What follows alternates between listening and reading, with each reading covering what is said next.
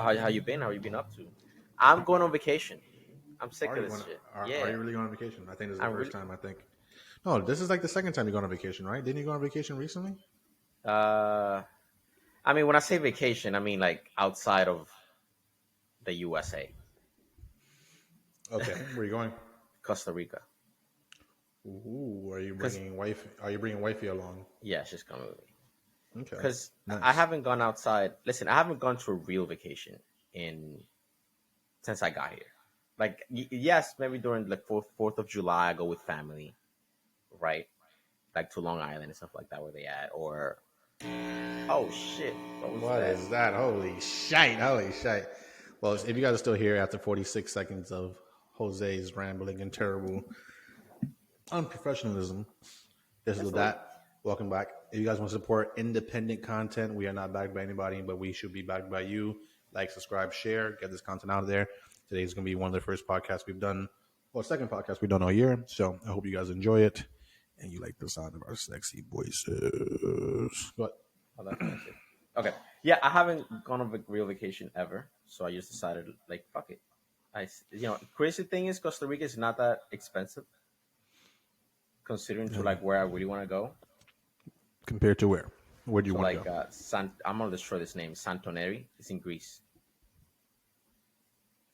I mean, yeah, it's Europe. Yeah, but I mean the flight is the most expensive part. Once you get there, everything is pretty cheap. Yeah. But I was like, oh shit, it's not that bad. I want to go to Costa Rica. I want to chill. I want to use the drone. I want to go to the You mountains. can see my dog bone in the background. My freaking And Doberman. you call me This animal. unprofessional. This fucking guy. All right, now let's get to it. Let's get to it. Wait, I haven't asked you what you been up to. I cut you off. I want to talk about myself for a little bit. I've been pretty good.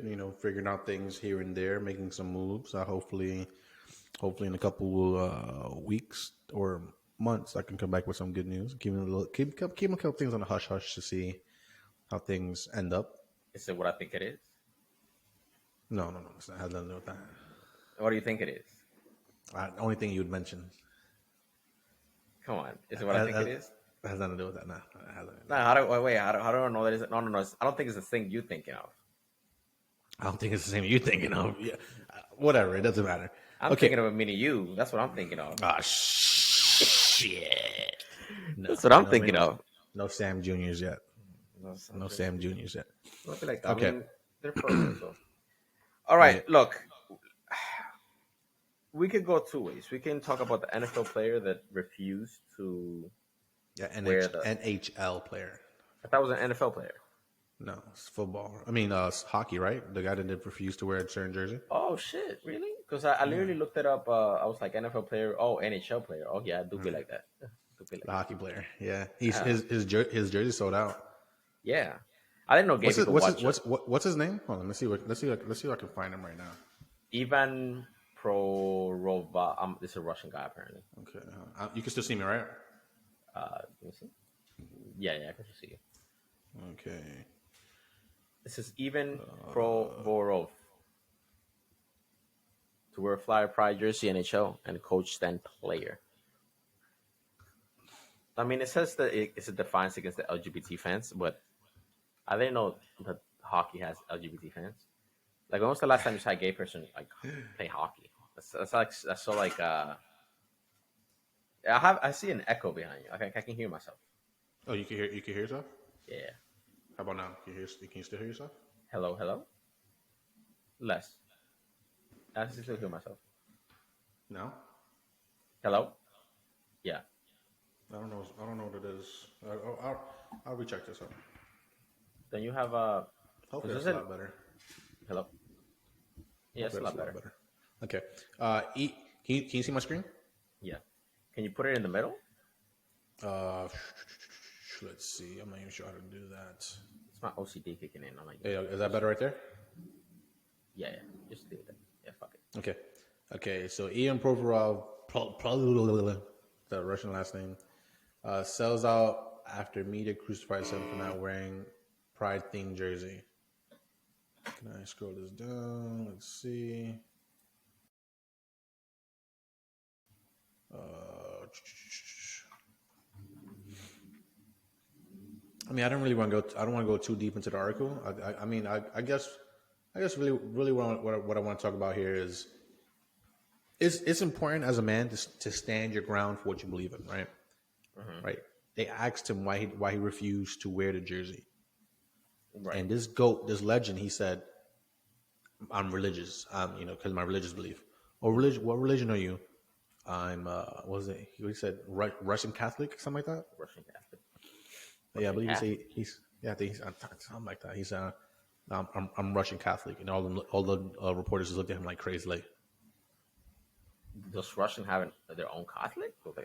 Like, I bet that's what they thought to themselves. I don't know, but I don't know. But, I mean, it got them off his back.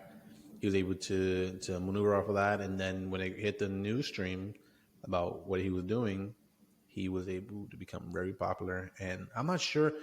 Okay, what's the percentages on that? Let's see that. Let me look for how much do NHL players get for their jersey sales. Let's see. How But you're much? gonna look for how much they get paid because I don't think they get paid much. The Jersey players. Let me see something too.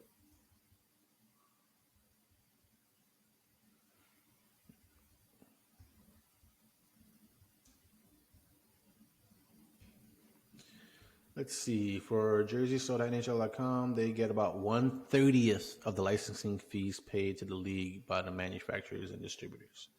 So he gets 1/30th. Do we know how much? Do we know how much? How many jerseys of his did he have for it to sell out? Hold on, let I me mean, it's share probably this to like the five. screen. Like again, Okay, no offense to the NHL, but it's not like popping. okay. Now you got that on your screen, so you can see how much they make. Let's see how many did. What's his name again? No, Ivan Provorov. That just shows you the Yvonne. name. Yeah, Ivan Provorov.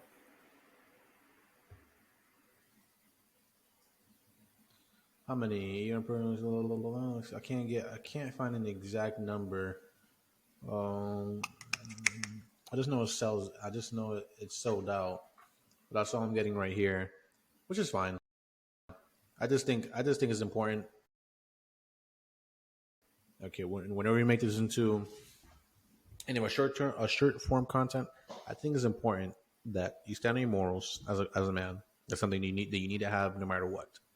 You can't be willing to sacrifice your values because of other people's values or a certain amount of money or whatever. I think that's extremely problematic, right? And I salute I'm saying it right, Yvonne. I'm gonna say Ivan. Sounds like Okay, I close support enough. Yvonne in his decision, regardless of the blowback. But speaking of standing by your values, have you seen what's been going on with the Daily Wire and Oh yeah, I was about to ask you about that stuff because I was listen. I didn't follow him much. I just saw it pop in. I watched his interview with Tim Pool, not all of it, but like most of it. And then I saw Candace Owens jumped in, but apparently that she was not scheduled and everything. So this is my understanding of it. You let me know if I'm wrong. So essentially, what ended up happening was the Daily Wire and him were in discussions to make a deal. The Daily Wire sent him a list of potential things that were going to be on the contract. There was not an actual contract. The things in the contract were basically absurd, completely like they just didn't make any sense. It seems like they didn't even think about how they didn't think about making a proper offer because in the what would you call it? It's not a contract. What is it? It's like forgot what it is. It's a draft. I'm just gonna call it a draft. it's a term sheet? It's a Okay, term it's sheet. a term So sheet. basically, for anyone that doesn't know what a term sheet is, I'm looking it up right here, so you guys can also see what I'm talking about. But a term sheet, in layman's terms, is basically what the person that's attempting to contract you or to have you perform a service for them, it's the kind of the terms they're looking towards before you sign anything, right? It's not a legally binding thing. It's not something that ties you down if you decide to sign it. right? Because after this, I mean, firstly, the contract is like 2 pages, right? If you're dealing with a contract worth $50 million, which we're gonna view because I actually have the video lined up for us. Um, uh, so let's see, term sheet definition, the purpose of a term sheet. Okay, let's go. Let's go here. Let's go here. Let's go here. Okay. So you guys can look at this real quick. Can you see my screen? Does it Yeah, look good on your side? Okay. sure. What is the purpose of a term sheet? The term sheet serves as a template and basis for more detailed legally binding documents. Once the parties involved reach an agreement on the details laid out in the term sheet, a binding agreement or contract that conforms to the terms of the sheet detail is drawn up.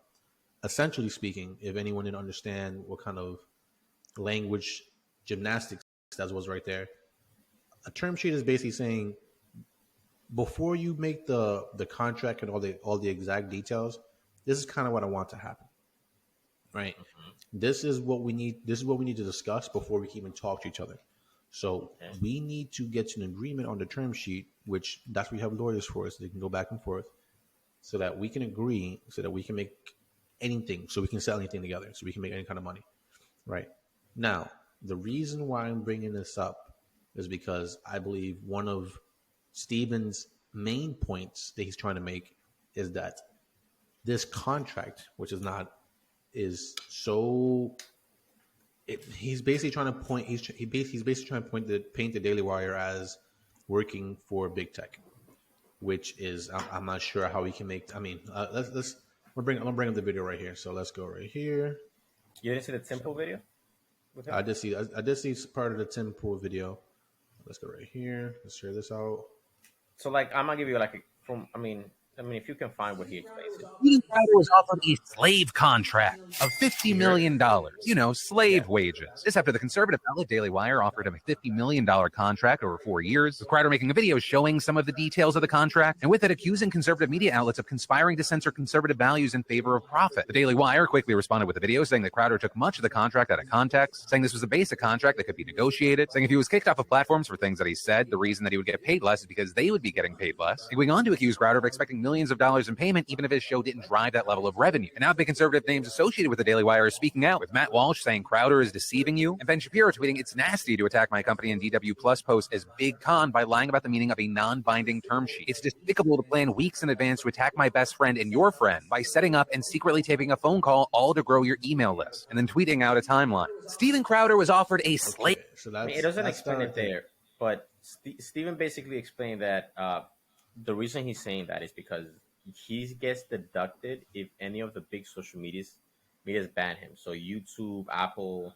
I forgot what he gave you like a list of five. I don't know if you can pull up the contract, but I'm looking essentially right he's now. saying that if any of those platforms ban me, then I lose money. I believe the amount was like 10% for each one. So that's what he's saying. You're supporting big, the big corporations and stuff like that, and you're silencing Mm-hmm. me, and you're basically telling the left that, canceling That does. that you will do exactly what they want you to do. Yeah, because I'm getting You know? hurt. Yeah. Let me see if I can find. I'm looking for a picture of the term sheet now. I'm trying to see if I can find something. I Let's mean, see. 'cause when I first was hearing this stuff, look, I honestly was a little bit on the Daily Wire side just because it's non-binding, and Steven has the money to just hire a lawyer, and I'm pretty sure this is a term sheet. It's not a contract. You can discuss it. You can go over it. But then he brought up a really good point. It was that if you're a new content creator, especially if you're conservative, you Mm-hmm. probably don't have the money to argue any of this stuff. Like part of the contract was like, oh, I need access to your social medias, right? Like if you're, let's just say we're us, and the Lady Wire comes up to us and they're like, hey, look, let's talk about some stuff. We don't really have a lot of power or the money to hire a lawyer and just go through every little thing, right? If the Daily Wire comes up to us and be like, look, I want access to your social medias, Mm-hmm. right? And we're Yeah. bringing all the value to you, which Mm-hmm. is true. They are bringing all the value. It's just like Brett, the Brett. I forgot the Brett girl. Like Mm-hmm. I believe she's salary based, and it's because in reality, the only reason she's famous. I don't want to say the only reason, but part of it is because Well, a big part of it is the amount of money they put behind her in advertising. advertisement equipment. I mean, it's basically all them, Yes. right? Hmm. So yeah. I mean, I was going to ask you this question. I was like, if the Daily Wire came No, up to us, I'm on Daily Wire side. really, There hold on. There is nothing that you can point to that they did that was wrong.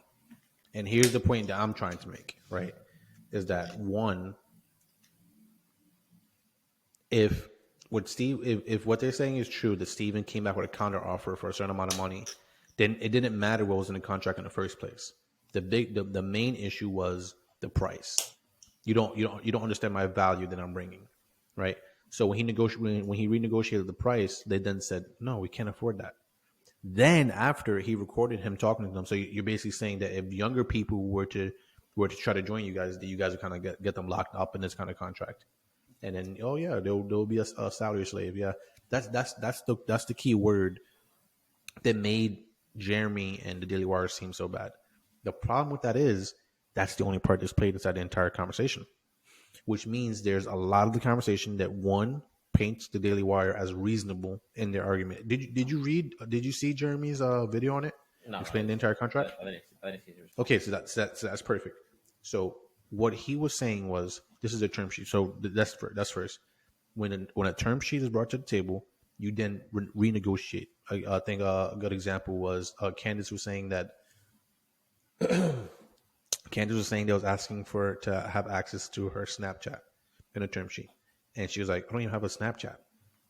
Yeah, Yeah, so they just put stuff in there in the first place to get the ball rolling, right? So they throw it's like, hey man, I want to buy a car for me, right? And I go, I want to buy it for, let's say, $10,000, right? I know your car's not worth $10,000, but me saying that allows you to come up with a counter offer. Your counter offer gives me information on what I can do now. My first play isn't to make things actually work. I mean, if you signed the first contract I give you, you're a fucking idiot, right? Like you deserve to get what's about to happen to you, yeah, right? But Steven is trying to do this idealistic thing where it's like, well, what you're basically saying is, if I don't play YouTube's game, then we can't make any business. You're gonna enforce YouTube's laws or whatever. And Daily Wire is basically saying, no, we get paid revenue off of I'm paying you to produce a video. If you cannot produce the video, then what I'm going to pay you for? I'm going to give you a guaranteed salary if you can't do the thing I'm paying you to do. That doesn't work anywhere in real life. If I'm paying you to fucking flip burgers at McDonald's and you don't show up to flip burgers at McDonald's, you want me to still guarantee your money? yeah. How does that make any sense? Because they need to Now, come to now, the 50 now, million. now, where Steven is starting to get people on his side is when he started mentioning the younger people. If you're a young content creator, don't sign this kind of contract. It's this, is that, is that, is this, whatever. But he does not counter on how he would pay them. He doesn't offer a system in which he would pay them in a different way. Because guess what? If he's the Mug Club subscribers, he would have to find a way to justify why specific people that he hires deserve a certain percentage of the revenue from subscriptions. If he's producing the show, he needs to get something out of the show. It's a business. It's not a charity. This is not a nonprofit. So to me, when I first heard it, what it seemed to me is that he was being very sneaky. He was very, very sneaky. I mean, a lot of Candace's points, she delivered them incorrectly. And then her the damning stuff where it came out that she had also recorded someone before or whatever. It's like, man. Because the counter offer was like 140. Because they offer him 50, then he counter offer with like 140 million. Basically, what the contract was is that they offered him $50 million over 4 years, so $12 million a year, right? And to his point, part of that $12 million goes into producing the show in the first place. So the $12 million isn't for Steven. The $12 million is to produce the show altogether. That's the budget through the year, and then whatever Steven gets from that budget goes towards him. You know what I mean? Mm-hmm. So for the Steven Crowder show, I think it's like $50 million over 4 years, and he's saying $30 million over 4 years, which comes up to the 140. I think that he was did the people are mentioning. And the thing is, if the terms were the issue, you get a lawyer and you fix up the terms. What it sounds like the issue was the amount of money. Do you see what I mean? Yeah. So the terms were too much for that price. So the terms were okay if you got paid a certain amount of money. And this is also a thing about Striven that I think a lot of his fans or just people in general that view him don't understand is that he has always been signed to someone else. The Blaze, what was it? See some TV thing or whatever. Then got bought by the Blaze or whatever. He's always worked under a corporation. His entire career. So it's like he understands how these games are played. So I don't understand why he's playing the game of. I just think he's trying to be. He wants to compete. He wants to compete with the Daily Wire. And he just wanted to hit them under the belt, basically. Mm-hmm. He wanted to steal some of their base to make enough money off the new project. Because the thing is, another thing that we don't know how much of the Mug Club he owns. The subscription-based business that he owns, like for example, let's say Daily Wire Plus. I imagine Jordan Peterson doesn't own anything of any of the subscriptions that come in. He gets paid a fee. No, he gets paid. Yeah, he gets paid a certain amount based on his contract for being with Daily Wire. He doesn't own the rights to any of the subscriptions that come through from that. Mm-hmm. I highly doubt that. That's the contract. Like if I make a movie for Netflix is not going to offer me fucking subscriptions, right? Based on how many people. Yeah, that's not how that works. And if Striven was signed with the Blaze and he has this Mug Club subscription, that's one, no one has any public number. No one has any public number of, and also two, we don't know how much of those subscriptions are actually his to bring over. Right, because you can't tell how many people are going to the Daily Wire because of Steven Crowder. You can tell that. You can tell as soon as he joins how many people subscribe. That you can tell by a link. But the thing is, you can't value it up front because you don't have the numbers of what he has. But all that can be done through negotiation. But how can you negotiate numbers that don't exist? Again, here's what I'm saying. He probably has the numbers. I'm pretty sure he has to have the data. But why would he have the numbers? If you're a corporation, why would you give him the numbers? If I'm the Blaze, why am I giving Steven Crowder the numbers to up subscription? And it's not to say that he doesn't have it. I'm just trying to think logically. If I want to maximize the amount of money I have, and I want to pay you a lot less than what you're actually worth to make this business count as much as possible, I'll offer you a certain amount of money. Let's say offer you.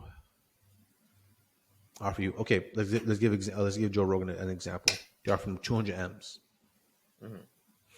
They're at least, I mean at least, going to make $1 billion off of him. That's how that works.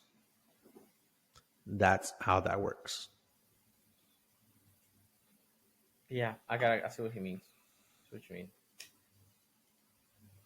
Because one of his problems was like he felt that the Daily Wire was just allowing the big tech to like control them.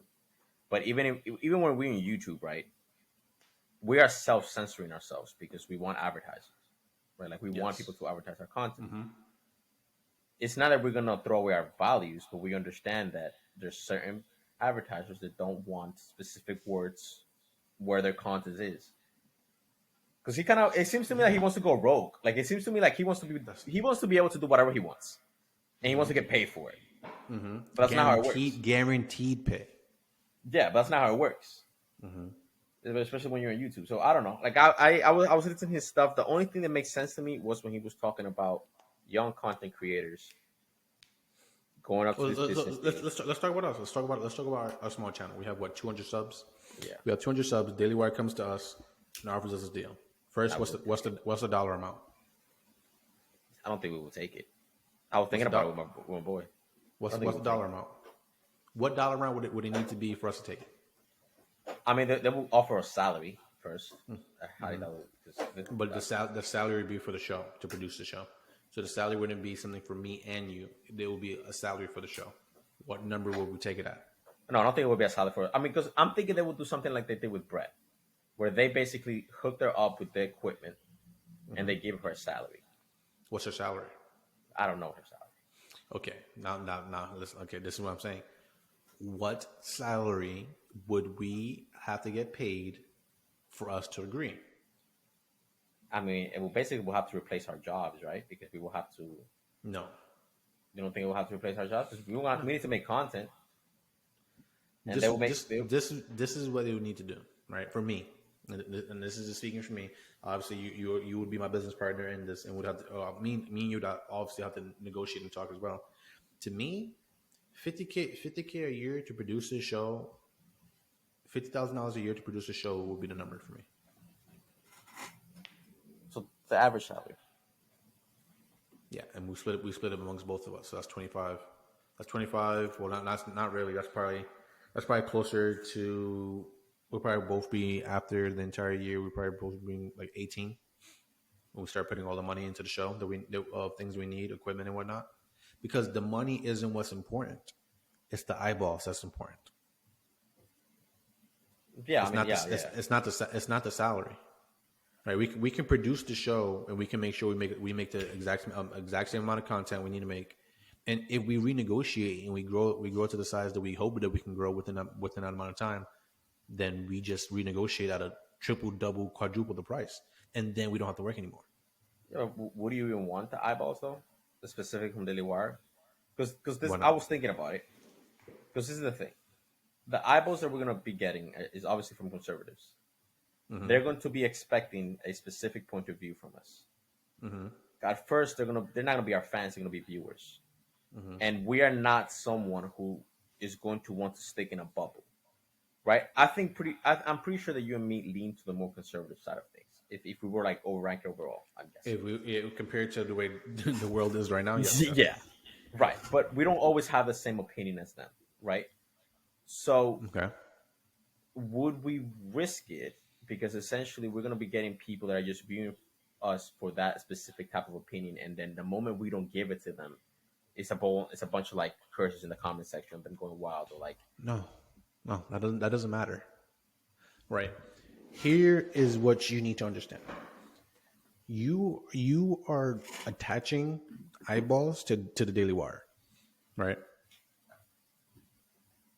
I don't watch a lot of people on the Daily Wire because they are part of the Daily Wire. I was fans of them as individuals, and then I joined, and then I jumped into Daily Wire, right?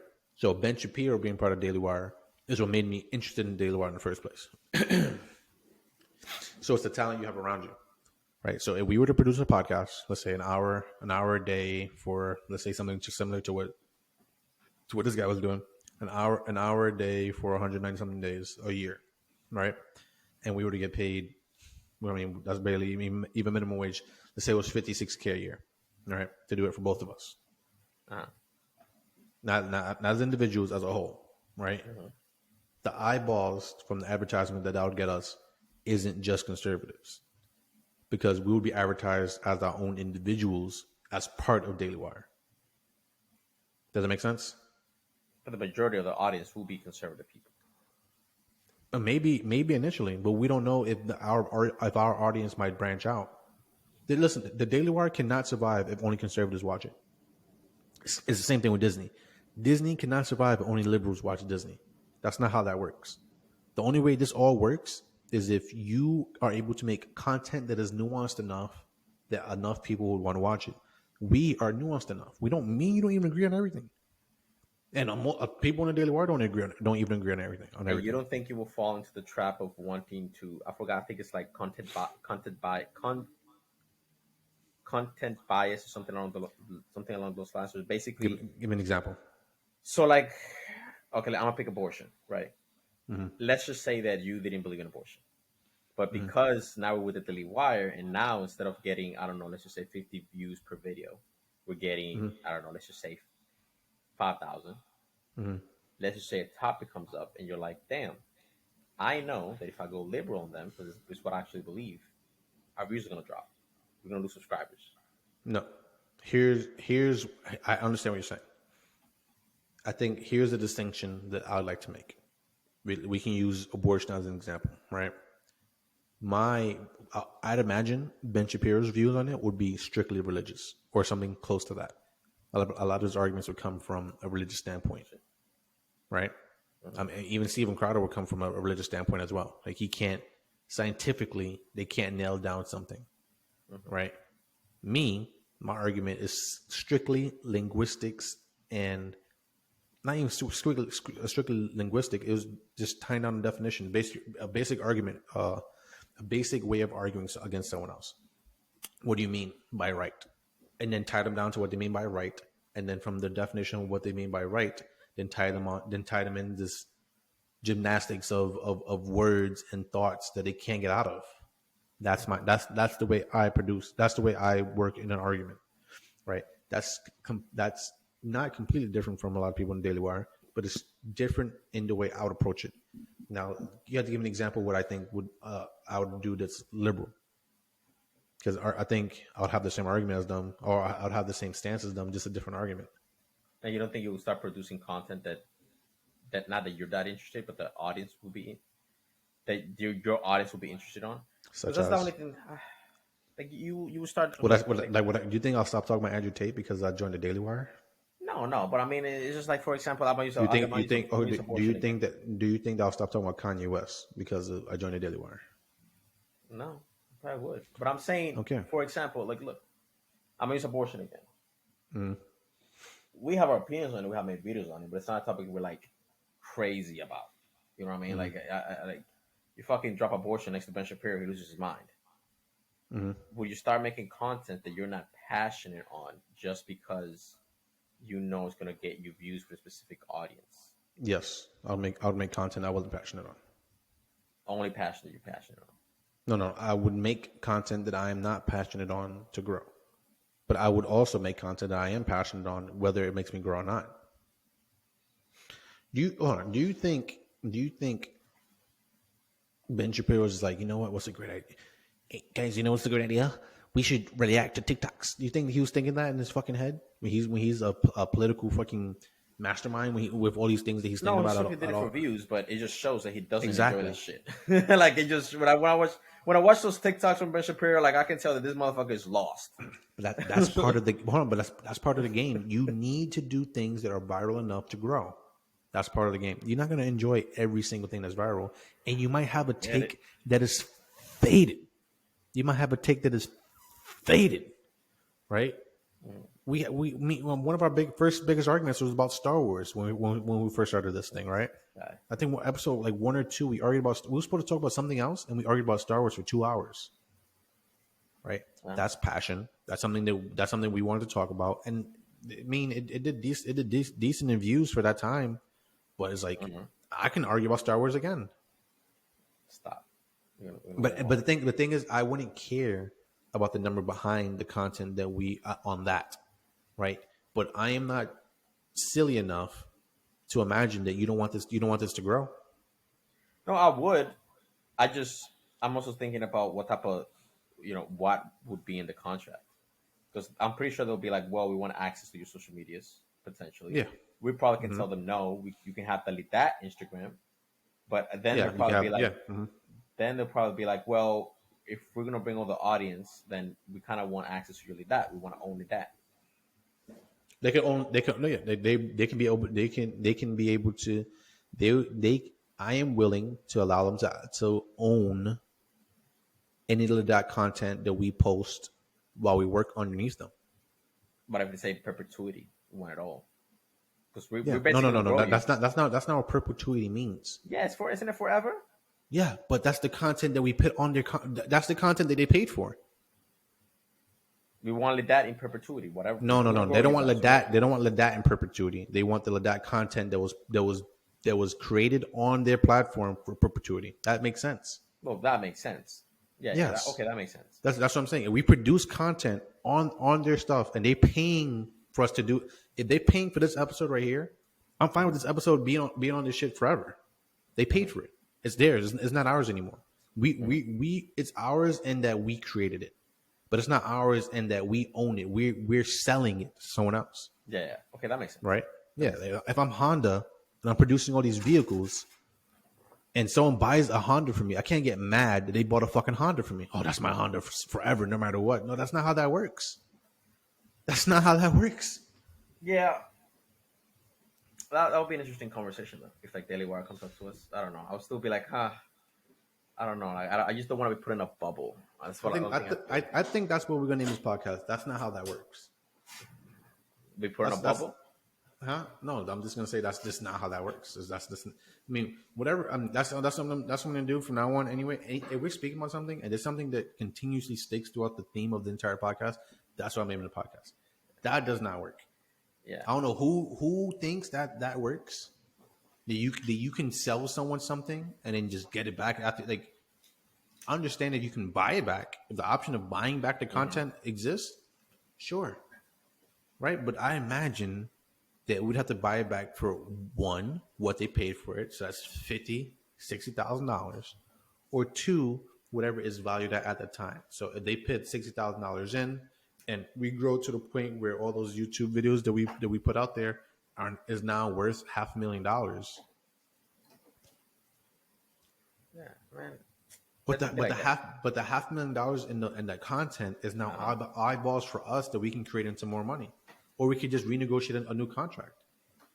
Yeah, right. That's how that happens. If we start at 50, by the end of the contract, if the contract is 1 year, if we start at 50, and by the end of the contract we've brought the value of what we can do more, we can then go with new terms, right? Such as a merchandising deal. So we can do merch with them and we get a percentage of the merch, right?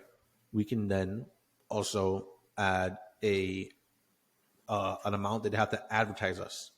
Mm-hmm. Okay, well, we're willing to do this for you, but in order for us to do this, you have to make sure we reach this amount of audience, right? There's a deal going on here. They want to sell what we have, right? And I want to make sure that they can sell us enough that we can grow. You're willing to do topics that they tell you to do? That's interesting. What do you mean, like because there's two ways you can take this. You can take it as content that they want me to do, such as appearing on the Ben Shapiro show. Okay, well, what if they say, what if it be like, I mean, because I'm just thinking of the, okay, talk about, what is a woman? Talk about feminism, talk about, I want you to talk about, trans turking in children's in kindergarten. I don't know if you saw that, but this is whatever. Mm-hmm, yeah. Yeah, like talk about this. So if they ask me to do that, would I do it? Yeah, it's in the contract. You have to do a certain amount of videos.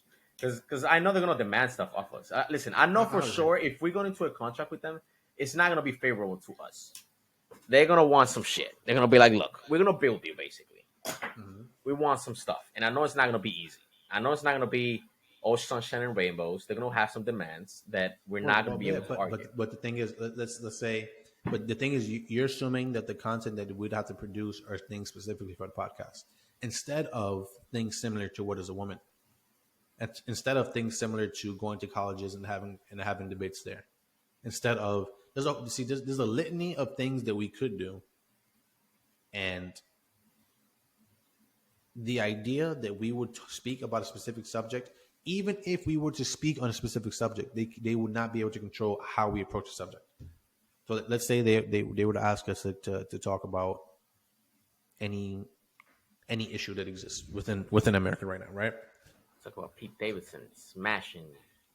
Yeah, but we still maneuver through it the way we want to maneuver through it. Whatever is unique to us. They're hiring the talent. What's the point of hiring the talent if you're gonna get the talent the script? That's very true. But it will be like that sometimes. It does. It will be like that. But yeah, that's my thoughts. I don't know about Steven Crowder. He seems like a wild boy. You saw his comedy? Apparently he was someone. You think he's funny? No. I forgot who it was. You know who fucking... It was this guy. I went to... I was watching this guy I like a lot. Pat David. Yeah. And he was on the podcast. I like that guy. I like that guy. But like he was like... oh, I don't know. He was giving him a compliment about his comedy. I'm like, Pat, you don't watch that shit. Stop it. He doesn't. I'm like, bitch, you don't watch He that definitely shit. doesn't, Cut it bro. out. It's like he I'm goes on telling you, bro. tour. He was like, oh, he goes on tour. He should go on tour more. I'm like, no, he shouldn't. like, Yeah. stop it, Pat. Yeah, man, dude, I really think that he is banking on, because he said he got offers from other places. He suggested he got offers from other places. I'm surprised he hasn't taken any of the offers. I don't think That's what I'm saying. This is a lot bigger than what people think it is.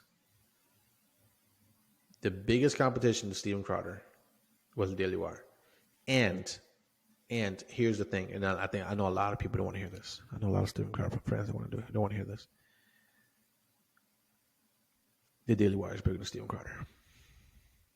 I mean, And yeah. this is what I mean by they're bigger than Steven Crowder. It's not the collective of all the subscriptions that I'm talking about. They are syndicated, which means that they can appear on national television, Fox and Friends. They can appear on Bill Maher, which is, I'm not saying that Steven can appear on Bill Maher. I'm saying that I've seen Ben and Candace. I've seen what's the guy with the beard? I'm forgetting his name. Matt Walsh. Matt Walsh. Yeah, Walsh. I've seen him around. You only see Steven on his own show. Oh, yeah. Whenever things come along to promote stuff, I've only ever seen Steven on the Daily Wire to help promote whatever he has going on. Whenever anyone from the Daily Wire has stuff to promote, they're all over the place. Matt Walsh was on Dr. Phil. Oh, yeah, he wasn't. So. He was on Dr. Phil, and there's a reason why this is able to happen. Is because they play within the rules enough that they're trustworthy enough to not cause major damage. Yeah, because I always say, right. There's a reason. There's also a reason why Tim Pool isn't also invited to these certain places, because his content. He even said himself he is a rebel by nature. Yeah. I would also imagine that Steven is also a rebel by nature. You can't have these guys on ABC and MSNBC and CBS, and you need that if you're going to grow the counterculture. You need to go to these platforms, and the idea is this: let's say you're talking in front of 100 million people, right? Mm-hmm. And you go, "What is a woman?" 98 million people are going to look at you like, "This guy is a moron." But 2 million people out of 100 million people are going to start thinking, and maybe 1 million of all those people are going to be like, "Man, he's kind of right." And then 500,000 people out of that 1% are going to be like, "This is the truest thing I've ever heard before in my life," and they're going to switch over. And you need that to grow the movement into what you want. If you want something to compete against Disney, to compete against Hollywood, you need this kind of things to happen. You need to be syndicated enough and trustworthy enough to go on these other platforms. Yeah, but Temple and Steven are a lot different, because Steven just, it seems to me like he just wants to be able to do whatever the hell he wants. That's what it comes off to. Obviously, he thinks he's big enough. Like, not only that, but like he feels that anyone that restricts them is like against them, or like, oh, it's part of the agenda, or like, why is it that I'm being demonetized for doing this, one, and the third? Well, Tim Pool, he understands why. It's like, look, I understand why I can't work with the Daily Wire, because he was talking to Candace Owens and Steven, and he brought it up that they were in talks with how to make a deal. Mm-hmm. And Tim said, look, I understand that there are things that I want to do that you cannot back me on. And we can't have a contract together, but we can work together in other ways. Yeah. But just not like that. Well, Steven just comes across as like, I don't want to play within the rules, and if you force me to play within the rules, then you're being unfair to me. That's how Steven comes up to me. That definitely comes across. Yeah, man. I mean, that's what I'm saying, man. Things just don't work the way. They just don't work that way. Life does not work that way. Yeah, I mean, you don't get anywhere in life by just doing whatever the hell you want. Well, it's not just that too. The biggest part about this is the deception behind the words, right? Because basically, what in my mind, and Steven Crowder fans can disagree with me. Basically, in my mind, what he did was something similar to what leftists do and leftist syndicated or leftist media does all the time. He says something in a tricky way that manipulates his fan base. Mm-hmm. because right now you were under the assumption, or I think you were under the assumption. You can correct me if I'm wrong. You were under the assumption that the contract that Daily Wire was giving to potentially younger and not as big content creators was horrible. No, I But understand how. Yeah, yeah, I think so. that's not really the case. It's more of there's an exchange going on when you make when you're making these kind of contracts. If I make you famous, if I'm making you famous, I need something in return. No, of course, I know. I get that 100%. I'm just saying, and this happens when you're negotiating, regardless wherever you go, even when in your job or you're a contractor, right? There is a balance of power, right? Where the Daily Wire is going to be here, and you're going to be here, and if you're a new guy, you maybe don't have the money to hire a lawyer to you don't know what you're worth at the very beginning, right? So you don't know what you can argue, which you can say, well, that's your fault because you don't know your worth and you don't know what you can argue. But when you're a new content creator, you don't know what you should be arguing for. You don't know what could be a giant mistake because it happens all the time. You always start with your values one, which I think that a lot of Steven Crowder fans would argue that that's what he did, but that's not what he did in my head because he counter offered and then he recorded. There was narrative building going on there, so that he can bring subscriptions and whatnot over to him, so he can actually have numbers. So that's one thing. All the people he asked to sign for don't like bigcon.com. That gives him a number. That gives him a number that he could then shop around. I want you to understand that. That's also a proof to me that he needed some type of number to show how successfully the subscription business would work for him.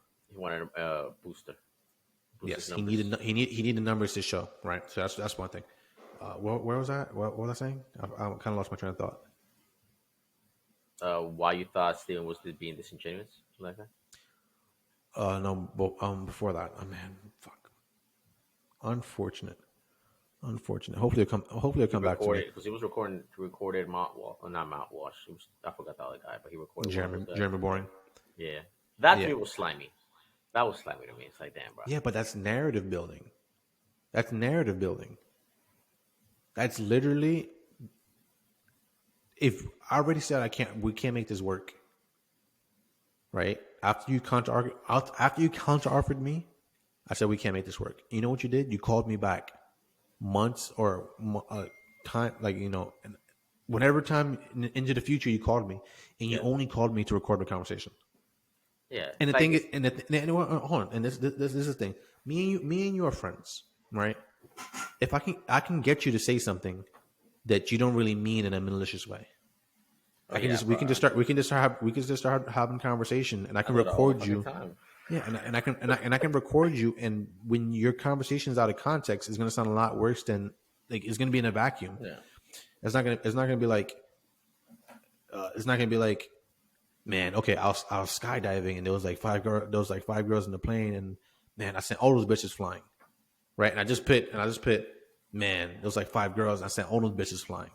You see the difference between the situations? Yeah. One's in a vacuum, and it seems like, dude, what is wrong with this guy?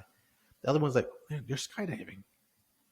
They're skydiving. That's what they went there to do in the first place. That's so true. Yeah. In a vacuum is just so disingenuous, and it's in bad faith. Yeah, you're doing it for a reason. You're doing it for a reason. Yeah, all of that was really dumb to me. Yeah, man. So, and this just goes to show, man. I mean, I'm not extremely business savvy. I'm not. But you know what I'm decently savvy in? Listening to people. If you just listen to him, hold on. Let me bring something up. Hold on. Let's see what I can find right here. Because did you watch any of the stuff when he was on Tim's channel? Yeah, on the podcast. Yeah. Okay, let's go. Let me see if I can find something so we can start reacting to it. And we'll make this quick because we're almost at an hour time already. Oh, you keep talking. Right. After this, let's just talk about this stuff because I was gonna make a separate video on it, but I just kept watching it and I'm like, yo, bro, I freaking hate this stuff so much, right? With a freaking eternal passion of hell. like I just couldn't talk about it. I just couldn't talk about it. Sometimes I just can't talk about this stuff. Let me know if you find a starting point. You want to move on from it. Yeah, I found it. Let me see if I can find. You know what I'm gonna do? I'm gonna go and just get this guy's video. So let's do that. Okay, we have it here. Let me put the volume down because I don't want to hear this ad. We're broke. We're broke. Subscribe. So we cannot be broke anymore. Daily Wire hit us up. Yeah. I want to be like Brett. Well, it's not anymore, right? They changed it to the phone call. That was the initial narrative, which was a lie. That's a tactic of the left. That's a tactic of the left. Shut the fuck up.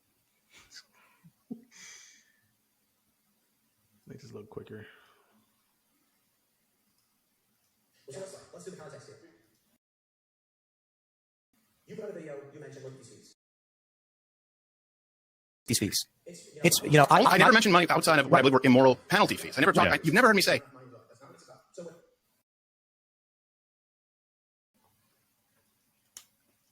When we first were watching the show and we talked about it, I said, what's the fee? We don't know. And then the Daily Wire's response, of course, was, we offered this guy $50 million. Basketball money. Basketball money. The response then from, holy crap. And they're imagining Steven Crowder in a big private bank vault diving into a bunch of gold coins.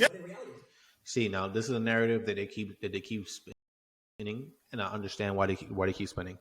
They keep spinning it because they're saying that Daily Wire offered them $50 million, and apparently that Steven is acting like they didn't offer him like a substantial amount of money, right? So they offered. Firstly, if what it sounds like is true, what Jeremy was saying, and I probably sound like a shill, like I'm fucking on top of these guys' ass. It's like they can't afford that much more than that. Mm-hmm. Like in Jeremy's video, he basically makes the point, like, dude, we offered him $12 million per year. He offered 30. He's like, dude, we just can't afford it. We're trying to grow this. We're trying to grow this thing, and he also even told them, hey, bro, hey guys, whatever. After the video is done or whatever, go subscribe to the Mug Club. We need Steven to make this movement continue on. Now that could have been pleasantries, and it could have been like a whole bunch of just to add a halo to the whole effect or whatnot. Mm-hmm. But I mean, dude, everyone's just so caught up on the $50 million number and not realizing that they admitted to not being able to afford a certain amount. The $50 million included the entire budget for your whole staff, your whole production facility, every production you would have done, meaning you've got to pay, how many employees do you have? About 25, soon to be 30 something. Soon to be 30 something. Now, if you want to do production on a skit, we're talking maybe 30 to 50K, depending on the size of the skit. Yeah. Every time we try to do a change my mind, it's $50,000. 50, yeah. So millions in legal each year, millions of dollars in equipment, payroll, millions of dollars in taxes. It's the merging of, what was that? It's theft. Yes. Let me just say, I'm on your side on this one. Everybody can know my bias. The reason that really bothered me is because I run a company. I know how much money we make. And there are people who assume that revenue equals money in your pocket profit. And it's like, no. If they're giving them $50 million, it sounds so wonderful. They're assuming you're dumb. They're treating the audience like they're dumb again. Well, no. A lot of people don't. Nobody. Treating the audience like you're dumb. Do you see? But it's like there's like a mirror he's throwing up, where it's like you're treating your audience like you're dumb. You called a term sheet a contract for a full video. You continue to call a term sheet a contract during this podcast. Right. That is treating the audience like they're dumb. Especially if any of the audience went to go watch the Daily Wire video in the first place with Jeremy Boring, mm-hmm. and they tell them it's a term sheet in the first place, and mm-hmm. Candace also states that it's a term sheet, continually using the argument that it was a contract as if it's legally binding, it's just not true, and you're treating your audience like you're dumb, like they're dumb. Is that not people? What? Yeah, is it not true? Yeah, is it not true that he's treating his audience like they're dumb if you continue to insinuate that something is something that is not? Yeah, you're deceiving them at that point. Yeah. Because they're assuming that you won't go into research. $50 million basketball money versus $12 million. If let's say Marvel says, I don't know, the new Thor movie is $200 million. Is that Hemsworth's salary? It's that simple of an analogy. Yeah. But the issue here, and I'll let Joe kind of talk about that more. The issue here is like, I think that these people at Daily Wire, they've said that they're very business savvy. They're running a business. So are they very business savvy? And are they dumb and don't know that $12.5 million a year for an entire production house is what we're actually looking at? Or are they lying when they say it's basketball money and $50 million salary? I think Candace Owens at one point got up like 140 or something. And I don't know. So you said you wanted $30 million a year or 140. And the only reason people know that's not true, and you've seen the transcript, you ever see me once say, hey, it's about more money. There was never an offer sent after. Okay, so now what he's explaining here is that in the transcripts and the calls that he did, I guess he recorded that he never counteroffered. The timeline that Ben Shapiro is stating is that they offered him a contract months ago. He counter-offered and they declined, and then he recorded. So the how would you have the transcript from the counter argument? Mm-hmm. The counter happened before you started recording. You understand what I mean? Yeah. Yeah. It's again another instance of trying to treat your audience like they're dumb. Said, look, it's a non-starter if you don't change these terms, and please tell me that you're not doing this with other people. There was never anything after that. Whereas, of course, the non-starter is I can't do 5 live reads because I do commercials. I just want to ask one specific question because a lot of people are bringing this up and they're accusing you guys of only exposing them after they turned down your counteroffer. Is that true, or can you add more information to that? Yeah, I don't know why they're saying the timeline that he kind of gave was completely inaccurate. Yeah, there was never any counter offer from us. What Striven said was basically, look, guys, these are the terms that we have a problem with. Right. And if I don't care what the contract says dollar wise. If these terms are in there, that's bad, and you need to start again. This has to be pulled out. So there was no counteroffer because I'm seeing a lot of you guys say there was the agent. I think my agent. The first they sent this term sheet. The agent said, "Well, if you're talking about 100% ownership, by the way, in perpetuity, forever, meaning and it's a 6-year contract with no option to negotiate. They have an option to extend for 2 years, 6 years, locked in at that rate. And again, right? How do you penalize someone for money that they don't make? They're not going to lose money on you being demonetized. Now I get that I'm a special situation, but this is demanded of everybody.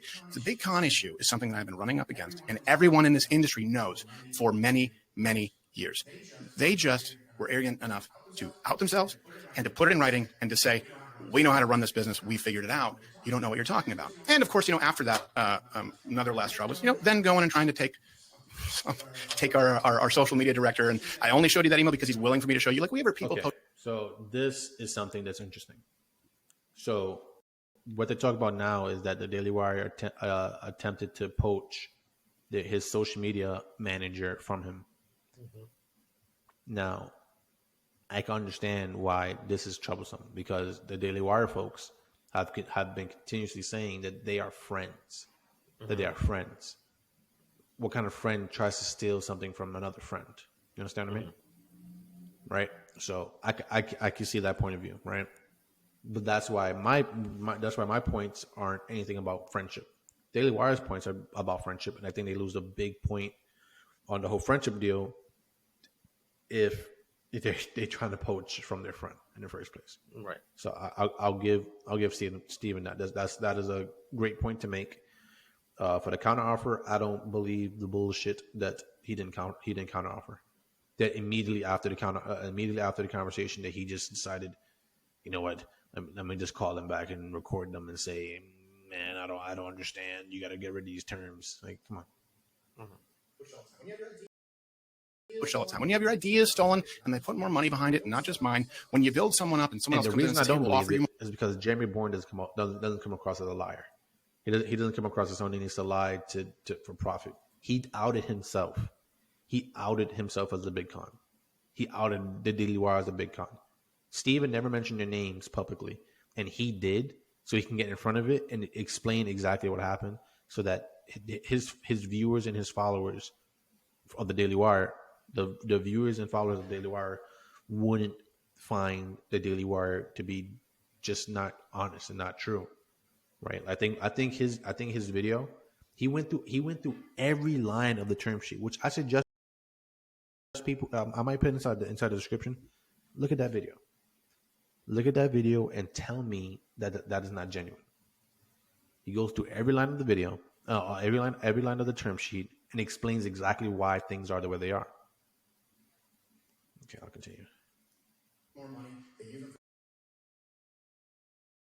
money. They use them for 6 months and burn them out. I'm sure that's an accident. I'm sure the people at the top of Daily Wire didn't know when they reached out to someone who was not looking for a job, who loudly and proudly advertises himself as social media director for Lidat Crowder. But I could tell you that on that phone call, they said, we have an entire social media department. Right? I said, I have one guy, Gary, and he's awesome.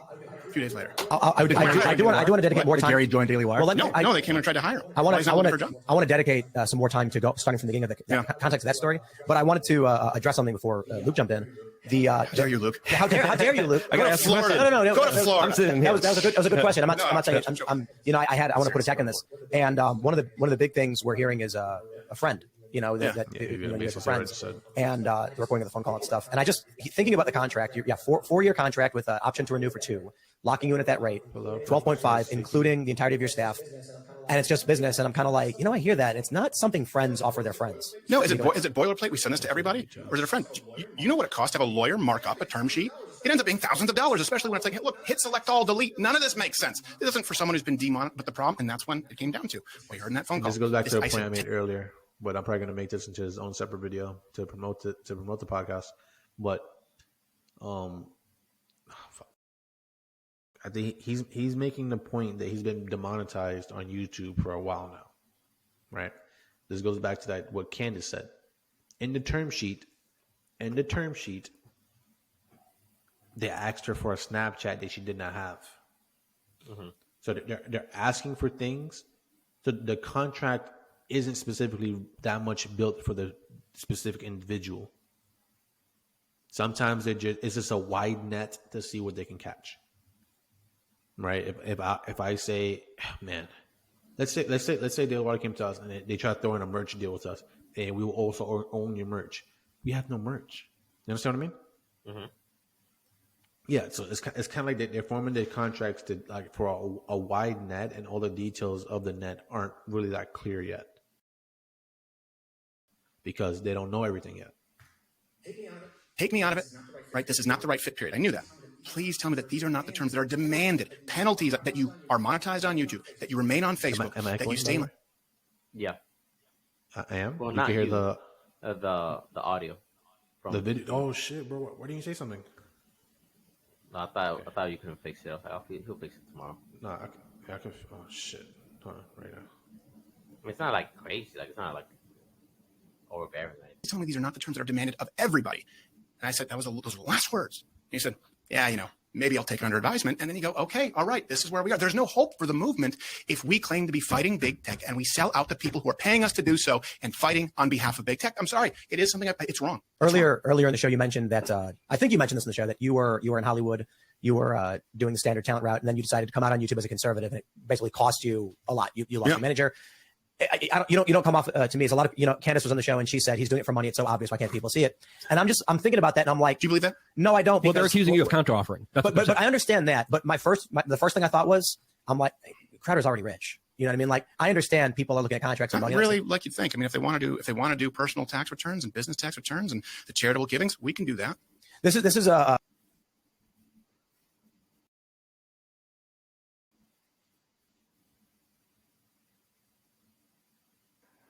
That is posturing. No one, Daily Wire has never claimed that he didn't have money. Candace said he's doing this for money. That's not the same thing as saying that he doesn't have money. That's two distinct things that can both be true at the same time, but they don't have to be. Mm-hmm. Right? They're conflating two things to try to prove a point, and now he's trying to lead into the fact, oh yeah, I can kind of prove I have money, so I can make sure that I can prove that this is not about money. Man, it just comes across as just not honest. He's just coming across to me as just not an honest guy. As not an honest guy, man. Oh, okay, I'll continue. Continue the video.